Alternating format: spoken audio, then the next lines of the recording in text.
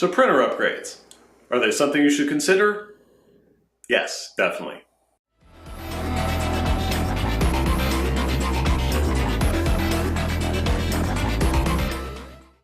So let's have a look at some of the upgrades I've done for my printers, and maybe you'll get some ideas as to what you can do with yours.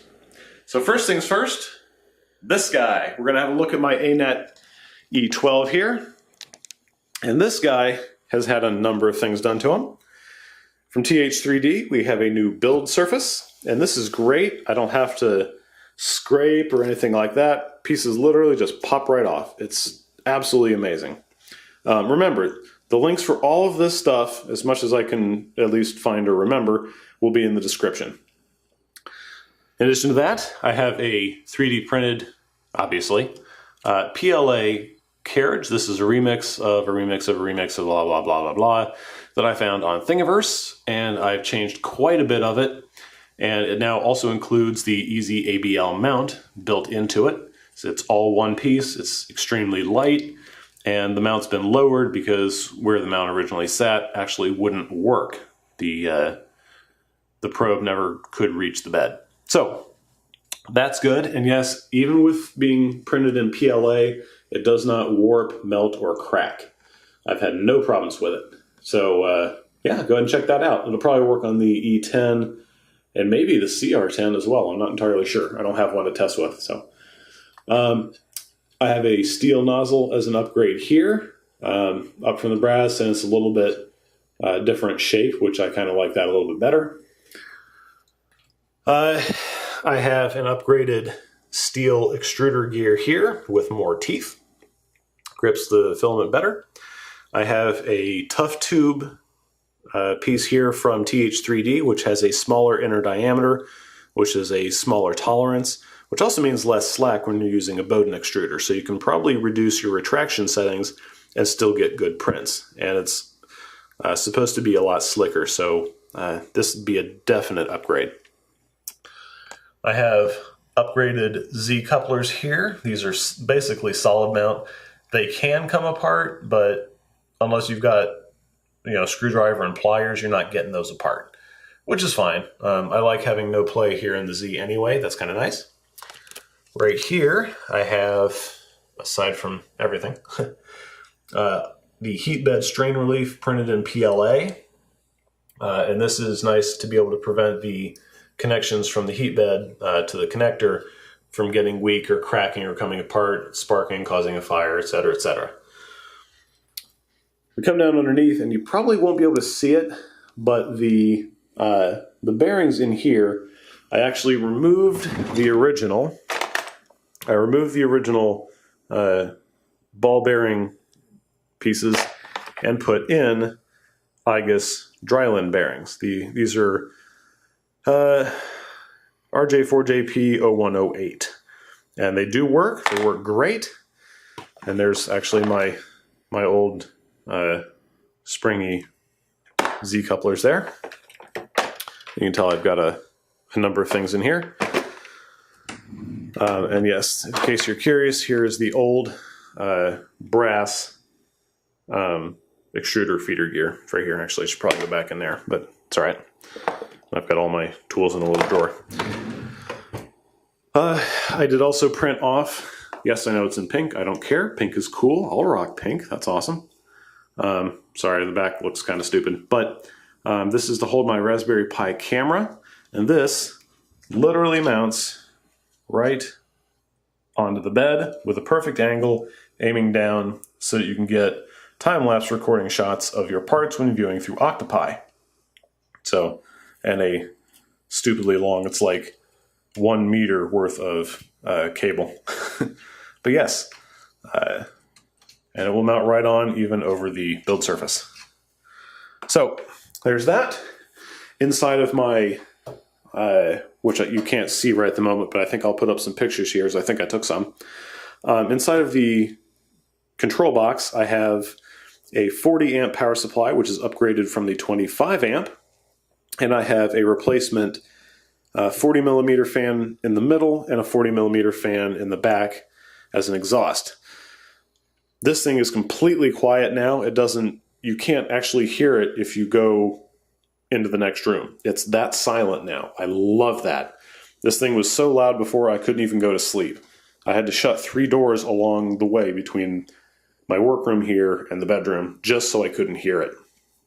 So, yep, that's all of this. I believe that's everything I've done to this guy. So let's move on over here to the A8, who has a lot more work done to him. The power supply I was talking about from the E12, the original, the 25 amp, right there. This was a 20 amp on the A8, and that's him down here. I've replaced him. It's a direct lineup, direct hookup. Everything's the same. It's great. I love it. That also allows me on both printers now to have LED lights and a dedicated Octopi or Raspberry Pi for both, so I can monitor them remotely. So yeah, a little bit extra power, always nice. On this, I have 3D printed, obviously. I keep saying that, I don't know why. Spool holder up here with just a piece of scrap rod that I had in the garage. Put some tape and some zip ties, and it just sits up here, does its thing. Works great. Feeds down into a filament guide here, which guides it down into the opening here for the extruder. A new layer fan, which I'll try to find the exact one I used on Thingiverse. Hopefully I still have the link, otherwise I'm going to hunt for it. But this layer fan piece is great. It puts out a lot of air. Actually, I thought it put out too much at one point. But upgraded lead screw couplers here as well. Same thing from TH3D. These are solid mounts. LOKBUILD build surface, which unfortunately you might be able to see that there. I goofed it up one time. I had the first layer too thin and I stopped the print. Stupid me, I should have put on another layer or two. I tried getting it off and I almost had to use a razor blade to get it off. It was pushed into the surface way too hard. But now that my Z height is correct, everything just literally, you can go like this and it pops right off. Great build surface. I use this one for the A8 and obviously TH3Ds for the E12. Now, for the carriage, I'm still using the ball bearing pieces, not Drylin, but I am using Drylin up here for the 3 on the X carriage. So the X axis does have Drylin and it's completely silent. I had to go with these because Drylin chattered, which is fine, whatever. My super high-tech heat bed strain relief, check it out. It's a zip tie, oh yeah. I didn't print off the long chain thing. I guess I could, but for the time being, this was actually a million times easier. We have Y-belt tensioner replacement pieces from the acrylic because these take a bit of stress and I didn't want to have to worry about that. We go back here, we have a, I guess you can see it from here too. We're going to have a motor mount printed in PLA. This is completely solid, 100% infill. Because of its shape and everything, I didn't want that out of acrylic. The Z-stops, or I'm sorry, not the Z-stop, but the Y-stop, the Y-axis stop switch mount was acrylic, and as I was assembling it the very first day, it broke. I was so pissed. Good thing I have friends with 3D printers. One of them printed this off for me so I could even get my first printer up and running.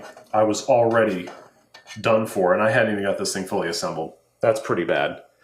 But other than that, this is a very reliable printer, by the way. It's actually, this printer, the A8, prints better than my E12. Can't explain why, it just does. TL smoothers here. One is for the X-axis and one is for the Y-axis. I do not have one for Z. I'm not worried about it. I don't think I'm even going to do it. But these do help. I can freely move my bed back and forth and not worry about getting power shoved back into the main board. It protects them, and supposedly prints come out better. I haven't had a good chance to test it, but we'll get to that. Let's see. Anything else on this guy? I have to keep going through a list in my head. It's pretty bad. No, not on this. You gotta love it. Pink filament, buddy. Heck yes. And what do I print in case you're curious? I print in Inland's PLA Plus in this particular case. I have pink, obviously I have turquoise or blue, whatever, which is what's on my spool here. I have Workday PLA, which is green, in the tub here. I used up the last of my gray already, and I'm still considering what to do with my, let me get it out of here, what to do with my glow-in-the-dark filament. I'm not entirely sure, so if you guys have some suggestions or something you think might be cool to print in glow-in-the-dark, yeah, please let me know, because I'd really like to bust this out and see what I can do with it. That sounds like a lot of fun. Okay, and last but not least here, it's not really an upgrade, but I got 2 5-gallon buckets from Home Depot here, and one is my scrap bucket. And this, yeah, this is where all of my scrap goes from every print. Get off. Every failed little part and piece, no matter how big or how small, they all end up in here. And here you can tell this was one of my layer tests. I don't know why it isn't focusing. But yeah, basically I did this to see how well it would work, and I'll tell you, this is when I came up with a really great layer. So, but internal structures before I got good with supports. This was for a print for a customer. This is when I used way too much support material. I've gotten better since, by the way. I made a lamp base, or half of a lamp base actually. I'll show you that here in a second. But some other things, and part of a cryptex that ended up not working quite right. But yeah, so that's my scrap bin. And then I have this one, which is my filament storage. Completely sealed, because the underside of these have a rubber seal on them. And this is where all of my filament goes, what's left of my PLA, with silica gel in the bottom, and this will turn pink when it's completely absorbed as much moisture as it can, in which case I'll put it in the oven and redo it. So this will hold 4 spools because of that spacer. If it wasn't for the spacer, it would hold 5, but that's fine because that's actually all I have. So to check the internals, I have this little gauge right here, which is actually just cut a hole in it, and I put some silicone around it to seal it off completely. And this measures the relative humidity inside the container. So I've had the lid off because I was going to do this video so I could show you. And it's at 21% and 24 degrees Celsius, which is actually outside the container. But when this is sealed, that'll usually drop down to about 10%. And I haven't seen it go lower than 10. But yeah, so as I'm storing filament, I don't leave it out. I don't put it on a rack or just leave it sitting on the desk or anything like that. I put it in here, and I make sure that there's no humidity in it. So with that, I will show you the one other thing I was talking about, because I showed you this piece, which was a lamp base, and I have actually printed one in gray because I finished off my gray filament. Guys, how you guys doing? What you doing? Jack. Okay, no nose prints on the camera. So, what I was talking about was this guy. So you can tell here I got partway through, and for some reason it quit. I'm not sure what exactly happened. I had to design this entire thing from about 1/3 of a stand, and here's the final, which finally did print. I had a small piece of layer shifting here, but Had to design the shells, get them mounted, everything on here, and it works. This was originally some handmade ceramic base to this custom lamp. My girlfriend knocked it over and wanted me to replace it because she really liked the lamp, so I spent about 4 hours, designed one, printed it off a few times, finally made it out of gray, and there we are. Nice and replaced. Jade, what are you doing? Yeah? You're so cute. You just look outside. You be a good girl. All right. So, haven't got anything else that I've printed off that I'm aware of. But that's all I've got for this video, guys. As you can tell, me and my super small room here. This is all I've got. It's a 10 foot by 10 foot. So I can't get another printer for a while until I can come up with a new desk. And then I can start making some cool stands and some other things. I'll have to decide what I'm doing. But I do have some projects lined up. I just didn't want to leave you guys hanging for another week or two with no video. So if you like what you see, I know this was long-winded. We're approaching 17 minutes now. But yeah, if this gave you guys some ideas about what you can upgrade on your printer, that's awesome.